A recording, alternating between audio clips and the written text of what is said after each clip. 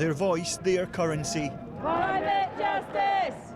Protesters demanding big companies spend more tackling the climate crisis. They're promoting big time how they're helping with trying to build up forests and stuff like that, while they're still investing in fossil fuels and all this stuff. That's greenwashing, say those in Glasgow. They tell us they're doing enough, but they're not really. All over our eyes. Not. And call on those with the cash to cough up more.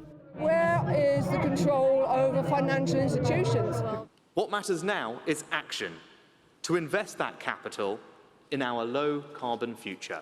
At COP26, the Chancellor announcing 450 financial institutions controlling 40% of global assets would commit to funding the shift to a low-carbon world, and said listed companies in the UK would need to show how they plan to reach net zero. Public funding is not enough on its own, and that's why today's announcement that 40% of the world's financial wealth is going to be deployed, ready to be committed to net zero projects. I think that's an enormously positive step and one which the UK has played a part in ensuring happens.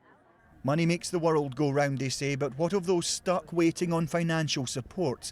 Confirmation today developed countries are going to meet a 6-year-old promise to send $100 billion to developing countries. That's 3 years behind target, and those working with those nations say they'll need to see how it works. Yeah, we want more detail in terms of how will the developed countries achieve the 500 billion between 2020 and 2025, and post that, what is the plan and how do they plan to achieve that? Inside this conference, cash is key. Outside, they're hoping talk isn't cheap, and that our governments and biggest companies know the story of what's at stake. Let's speak to Alan now. So some big talk today, but will these pledges really work in reality?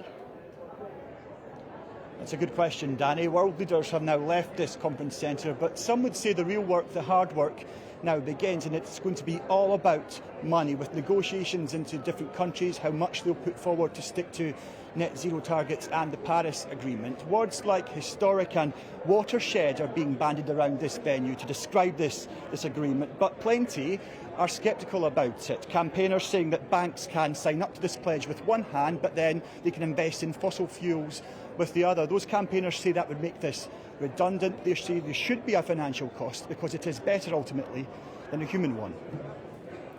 OK, Alan Jenkins for now. Thank you very much.